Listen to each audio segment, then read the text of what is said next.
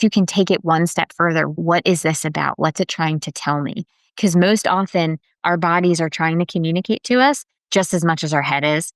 And if we could just slow down to pay attention to that, we can actually take the steps that we need. Welcome to the Lara Jane Layton Show. This podcast is for you, the person who keeps putting others first. Your self-talk has held you back. You no longer need to take a second seat. Let's explore ways to overcome self-doubt. You can silence that inner bully voice and achieve your full potential. Here's your host, Lara Jane. Welcome to the show, friend. I have a new best friend with me, and it's Kamini, and she is going to help us learn how to understand our emotions, how to even know what they are. I know for me, there was lots of years where I went through life as a robot. Turn all that stuff off because it was not helping me do. And sometimes we need a time to be and to reflect and to feel those emotions, but sometimes they control us. And sometimes we're angry at them. And emotions just show up all over the place. So Kamini's going to help us understand those. And if you've turned them off, that's okay. We can glimpse at them here and there. So the information about her is in the show notes. And we are ready, Kamini, to learn how to experience or be with our emotions. Love it. I'm excited to be here with you. I'm excited too. Let's do this. Well, I will say that one of the things that I personally have experienced is being on autopilot and going through my day, checking the boxes, making sure everybody was taken care of, got my stuff done that needed to get done for work. And the one thing that I didn't pay attention to throughout the entire day was, what is Kamini feeling? And what might that emotion be telling me? So I really want to dive into this idea of self-awareness and why it is actually so important for us to build into our everyday time to become slightly more self-aware, to have that emotional literacy, because it doesn't just it doesn't just have an effect on how we show up at work, for instance. It does have an effect on all of our relationships, and especially the relationship we have with ourselves. You know, our relationship with ourselves is so important. And I like that we're tuning into that. Because when I went on autopilot, I was just check. Mm-hmm. Guess who was not on that check sheet? Me. I went through life doing everything for everybody but me. And there was a drain. And I know this isn't about me, but I want you to know that tune into that. Why do we have the check marks? What is it? And are you on the list? So how do we get ourselves to even be aware of those items? It's such a great question. And to your point, I have to say that was my experience as well. I did not exist on the checklist. I definitely took on the idea of the human doing and forgot the human being part. And the way that we really get in tuned with ourselves is we have to ask ourselves the same question we probably ask our kids, which is, how are you feeling? What's happening? I'm noticing your energy has shifted. What might be going on for you? We don't ask ourselves those really important questions, but it is so important for us to figure out, give ourselves 5 minutes. And so we're not talking about we have to sit down and meditate for an hour, because I'll be honest, I don't have an hour to meditate myself. This is the 5-minute check-in where you're driving in the car on your commute and you're asking yourself quickly, okay, self, how am I feeling today? You're in the shower in the morning. It's, what am I feeling this morning? You're going to bed, brushing your teeth and getting ready for bed. And you do a check-in, how am I feeling right now? And naming the emotion and then taking it one step further and saying, okay, now that I know that I'm feeling this, what might I need? And those are two very simple questions. What am I feeling and what do I need, that allow room for us to reconnect with ourselves? I love how you're putting those moments of reflection into something I'm already doing. Because sometimes it's hard to find a new spot. But most of those items that you talked about are autopilot. I'm getting ready for bed. I'm not thinking of anything other than this autopilot response of put on comfy clothes or pajamas, whatever you do, or get naked, whatever you do. Mhm. getting that process of moving from one state to a bathroom break. It's Mm. what is that small set of time? You just get out of a meeting and you're running to another one. You take that quick break. What a perfect time to check in. Like, oh, how did that go? Am I ready? Am I prepared for the next meeting? Because most of us run from meeting to meeting and have little time of work time. So we stay late.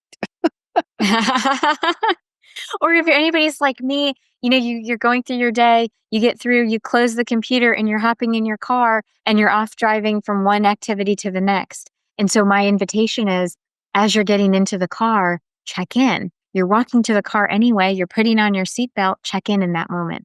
That's what I learned to do. It's the little snippets of time where you're already engaged in doing something. So it's not like we're asking you to now set aside another 30 minutes outside of your already busy life. Just add these two simple questions within your daily life. I think it's really important, and I'm not trying to challenge it, but sometimes I'm so autopilot Mm, that it's 10 minutes down the road and I'm doing something else. I go, oh, I forgot. mhm, Do you have a quick way of reminding yourself how to do this? Like, I know that as we do it, we get used to it. It becomes our habit. mm. But how do we move into that habit of I'm unlocking the car, I'm walking to the car? How do I remind myself to check in? I'll be completely transparent. I needed to put reminders on my phone in order to remind myself. Like for instance, at the end of the day, I'd have a little reminder that popped up at about 6:30, and it would just give me a little alarm. And the question that popped up on my phone was, "How are you feeling?" So I just added it to my phone. I now have integrated it into my everyday. But to your point, we have to build the muscle. So for those of us who are on autopilot all day, if we can, for those of us who at night we're on autopilot getting ready for bed, I know I absolutely am. Sticky notes on the mirror right there in front of you. So as you're brushing your teeth, you can't avoid it, but to see the question that says, "How are you feeling today? What went well today?" Just those little tiny sticky notes. I'm a big fan of sticky notes. I will also share that when you do go down the road 10 minutes and you suddenly go, "Oh my gosh, I forgot." Self-compassion. It's like, "Okay, you forgot, but you remembered now. And So I go can ahead do it right now too. and just go ahead and do it now." We don't have to shame ourselves or guilt ourselves for the fact we didn't remember right away. The point is you did remember at some point. So you go ahead and you ask the question then. I have not sticky notes, but notes of Mhm, however I created them on my mirror, on mhm, my visor, in my car, and just little places. And when I was working full time at the office, I had them in my phone as tasks. mhm, How am I mm, doing?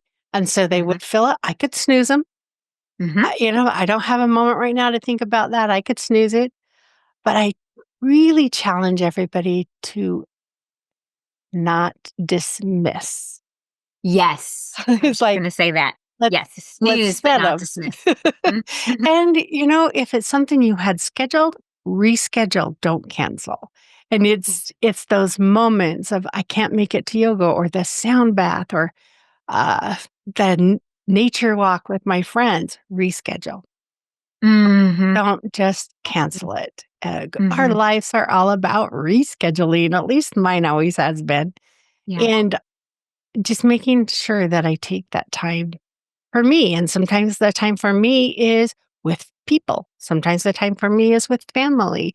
I guess there are people too, but friends, family, work colleagues, if there's just all sorts of places. And other times it's solitude while I'm in the shower. Take a long bath, take a hot tub dip, go swimming, go hiking, moments where you can just tune into who you are. But those are ones that take time to get away and schedule. And I loved your while you're in the shower because we're going to do that regardless. And I had one practice at one point where the water was cleansing the stress from my body and giving me the peace, and the stress was going down the drain. And it's something that helped me get to the office when I was starting to get totally burned out. Mm, Um, but it's just that imagination of letting those things go. So what mhm. else do you have that can help us really tune in to how we're feeling? What if I get a headache? How do I tune in and decide, did I eat something wrong or did I just get pissed off? That's such a great question. And I love that you brought up the headache because I think our bodies tell us many times they're the first indication that something's going on for us. And so tuning in to even the headache and getting curious about the headache, or we say, wow, my head's really hurting. What's going on here? What am I feeling?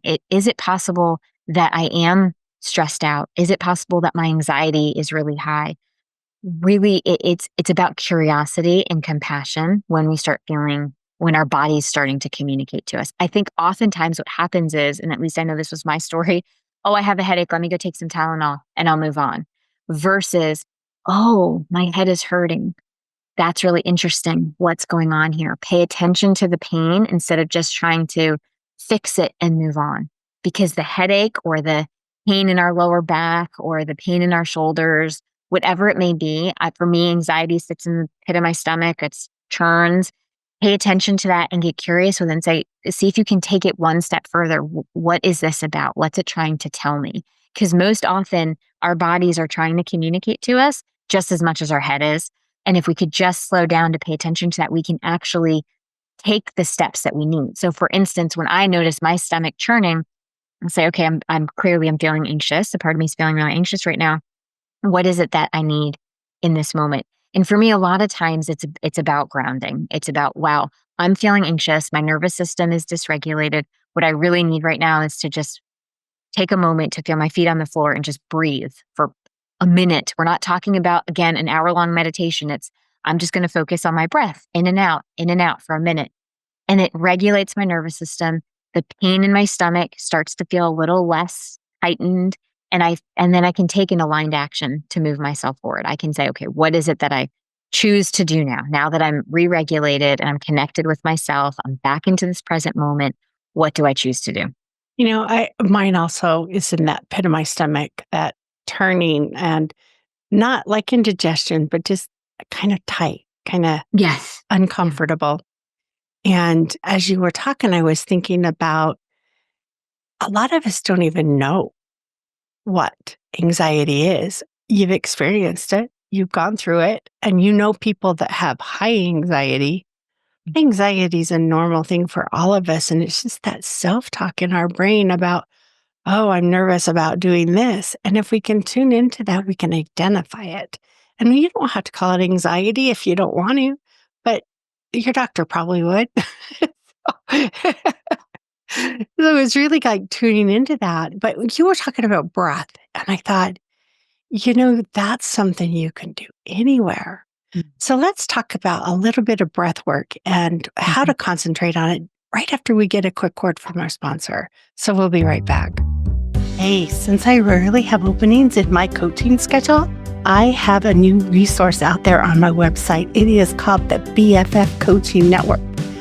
And I have offered a spot there for any coach that has been on this show to list their coaching. You can go out there, you can listen to their episodes, you can feel a little bit about them, and then choose a coach that will work for you. So LauraJaneLayton.com, the BFF Coaching Network. All right. I'm thinking, I've gone to so many yoga classes and meditation classes and breath work classes that there's so many recommended breaths that you just go, I can't remember them all. And you don't have to. You just have to remember the one that makes you feel good. So let's talk about, what is breath work? What is a deep breath? What is that? I love that question. And can I just say, as somebody who's trained in breath work, yes, there are so many different types of breath work. So let's just be very clear. When we're talking about breathing, though, when I was referring to it just a moment ago, what I'm referring to is the breath that you feel from your belly. So often we're taught sucking in your stomach, right? We actually want to do the opposite. We want to actually breathe into that belly area and expand out that belly area, because so often when we're going from thing to thing, all of our breath is up in our chest. It's all up here. It's very shallow. And especially when we're feeling anxious, it gets shorter and shorter and shorter. So what we want to do is drop into our belly area and almost breathe into the belly and expand it out. and then release it. You'll hear some people say, breathe through your nose, breathe through your mouth.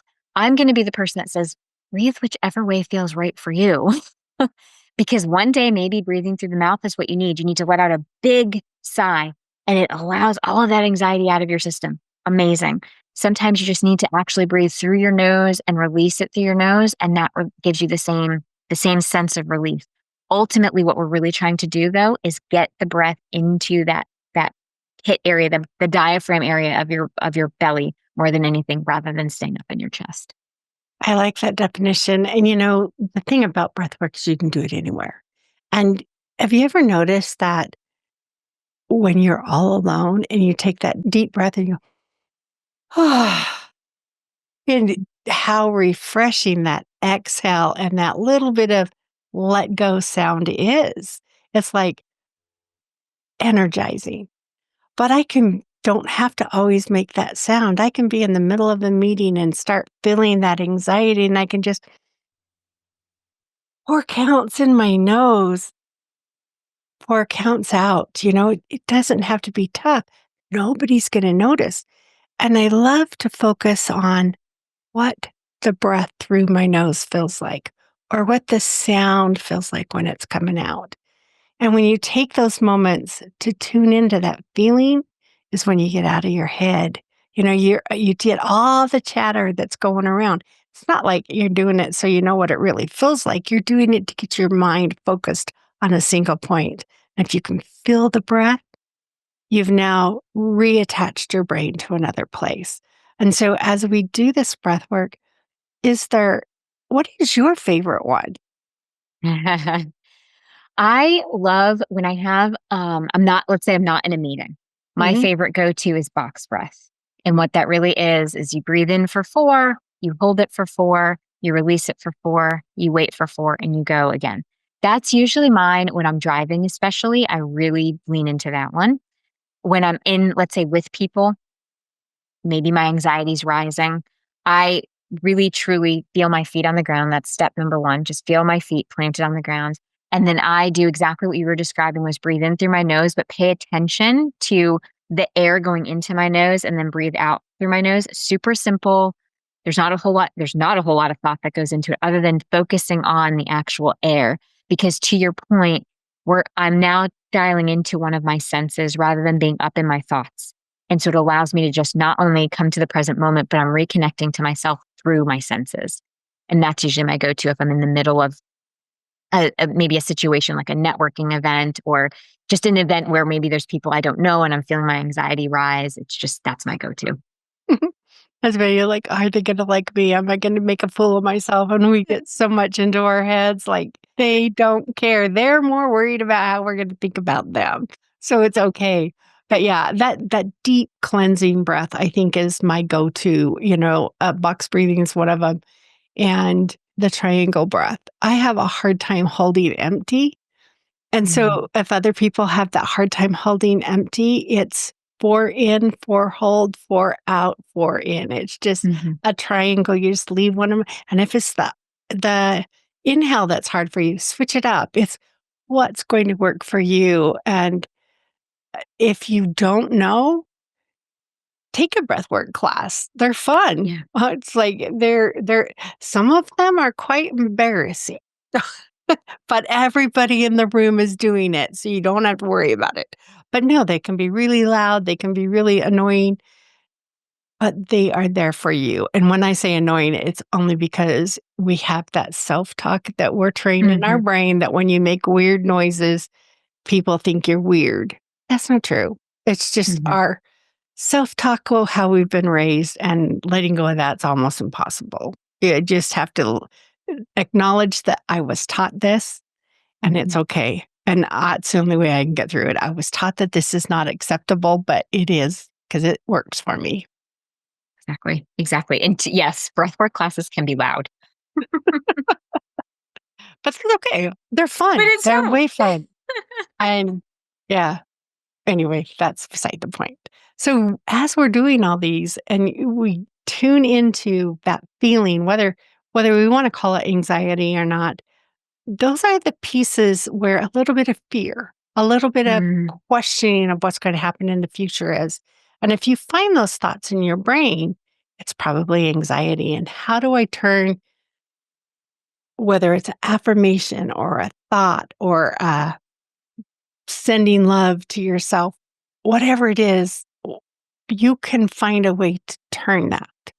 And so, mhm. have you used affirmations in those spots where you're like, I'm overwhelmed, I'm afraid, I'm not showing up like I want to? How do I turn that around? Do you have any Yeah. recommendations that you've used? For me personally, I have come up with personal mantras. I call them Mhm. personal mantras that are grounding statements that I say to myself. So, in those moments, especially with anxiety, if we break it down, anxiety generally is when a challenge feels, our perceived challenge feels greater than our perceived capacity. And so, that space in between is what we refer to as anxiety. And instead of the focus on making that go away, if we can raise our own self perception, now the challenge and the perception are more in line with each other and it actually quiets anxiety. So the way that I've raised my self perception is through mantras, is through maybe stating, um, I'm safe or everything is going to be fine. I've done hard things before. That's a big one of mine. and well, I know I've survived harder things before. That's, because I'm going to keep it real, right? Like, we can't change the challenges of life. We can't change all the things on our list. Our to do list is extraordinarily long. We are working, we're earning money, we're earning income, we're supporting our family, we're running our kids from thing to thing. All of those things are happening. We're not denying that those are happening. So it's, what am I going to say to myself in the midst of all of those things? And so we go back to what's true. And for me personally, it has always been, I'm safe, I'm okay, and I've done hard things before. And those are just ways that I increase my perception of self capacity. So whatever challenge is in front of me doesn't feel so much greater than how I perceive myself. Well, and how powerful is I am safe? I mean, our core need is our safety and our survival. And if that's all you say to yourself, I am safe as you exhale and inhale. You could even do inhale. I am safe. Exhale. I let go of the worry. You know, there just let go. Let it pass. And whatever you can make you how you can make you feel better. Whether you just got through a tough, tough, tough conversation and you high-five yourself on the way back home, or on your way back to your desk. If all it is I made it through, how refreshing and how much more powerful. I did it again. I have I have a pattern of making it through hard things.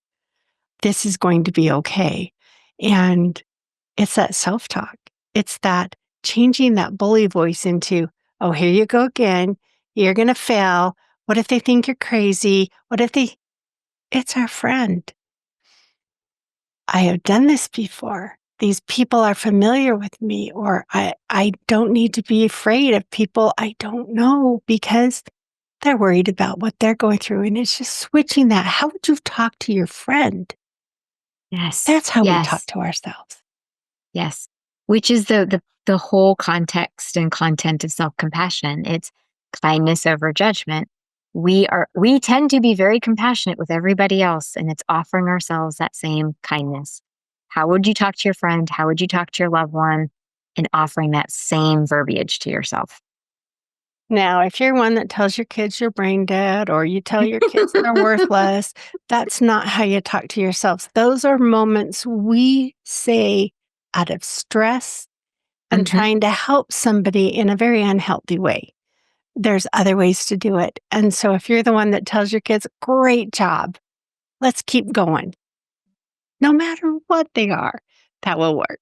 That's Yes, how we yes. talk to ourselves.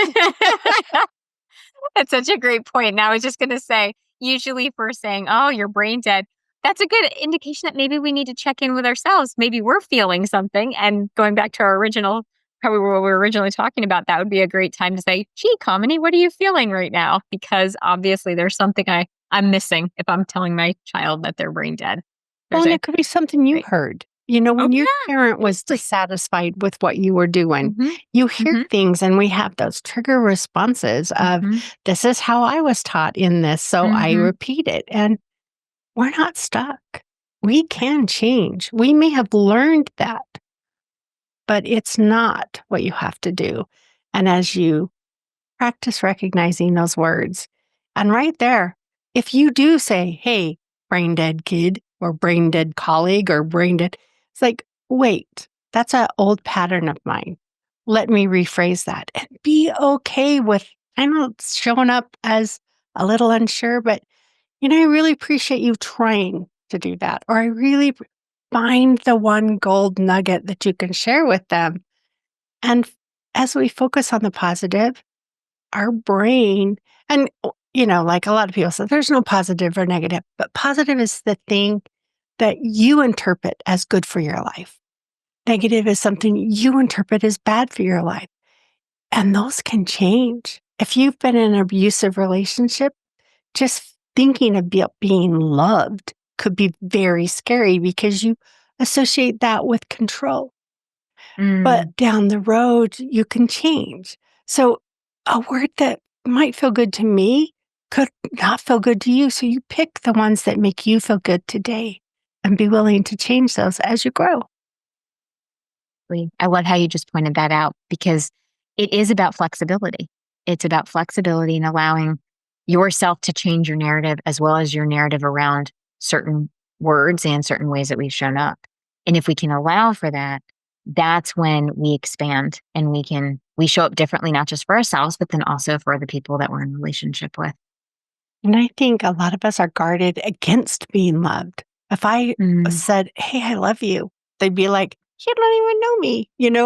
And so, mm, and not that love's the point of our conversation, but truly, when you love yourself, you don't need to expect others to treat you any different because they can spit on you and you're lovable.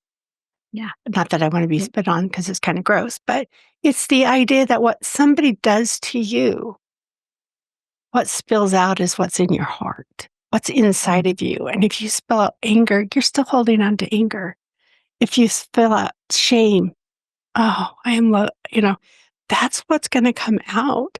And so as we learn to love ourselves, our self compassion for others grows immensely because you're no longer setting expectations. You know they're okay just the way you are, and you are okay just the way you are. So it's okay. yeah. It's kind of boring. I always say that it's okay, but I don't know how else to explain it. It is just okay. Yeah, it's okay. We don't have to do anything with it. And isn't that the beauty of that statement where it's okay. We just let it be.